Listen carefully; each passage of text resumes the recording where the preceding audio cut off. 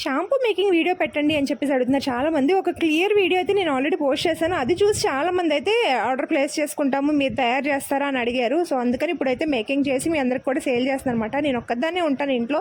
So ప్రతిదీ record చేసి video పెట్టాలంటే చాలా కష్టమైపోతుంది అనమాట. అది కూడా తక్కువలో అయితే కనుక చిన్నగా నేనే చేసేసుకుంటూ వీడియో తీసేదాన్ని. బట్ ఇప్పుడు బల్క్లో చేస్తున్నాను కాబట్టి నాకు కుదరట్లేదు.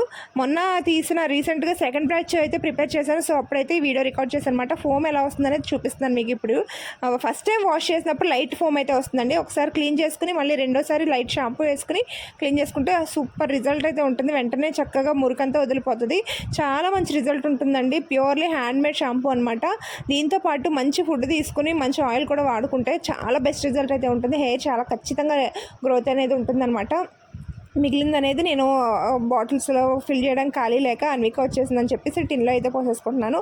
ఆయిల్ అయితే లిమిటెడ్గా ఉందండి. షాంపూ అయితే బల్క్లో ఉంది.